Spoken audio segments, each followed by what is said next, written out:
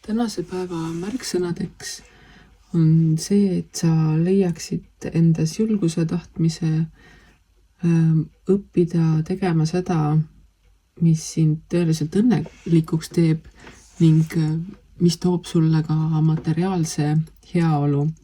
See ei pruugi tulla vaid sellest, et sina üksinda midagi ette võtad, vaid tõenäoliselt kõige mõistlikum on seda teha mingisuguse sõbra või elukaaslase või tuttava või sellise tähtsa inimesega, kes on sinu mõtetega kursis ja tahab sind tõeliselt toetada, aidata ning sinuga sellel teel võib-olla ka koos käia.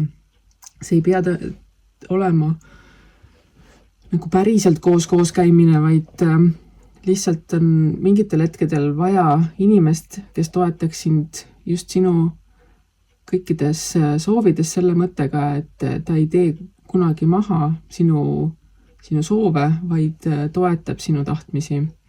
Ning kui sa oled sellise inimese leidnud, siis tema aitab sul külvata neid külluse seemneid, millega sa tulevikus siis saad oma materiaalset heaolu kindlustada. Igal juhul tasub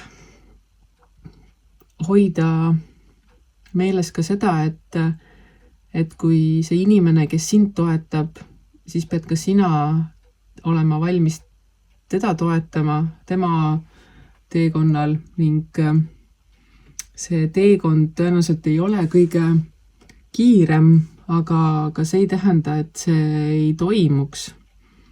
Ning sellest teie kahevahelisest sünergiast võib kasvada mida iganes.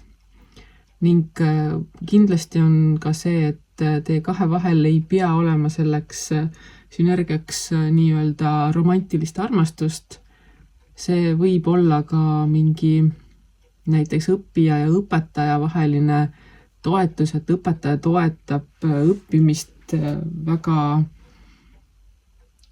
teadlikult ja väga suunatult, et sina suudad ja saad ja tahad oma õppimisi pingutusega uuele tasemele viia. Ehk et vaadata, kuidas sinu materiaalne heaolu võiks kõige paremini paraneda ning tee selle parandamise jaoks mõningaid muudatusi ning võta selleks muudatuseks appi keegi, kes sind nende muudatuste puhul toetab, mitte ei ürita maha tõmmata. Ning et siis ongi ainult edasi rahulikult, kindlalt, sihikindlalt ning usaldades elu.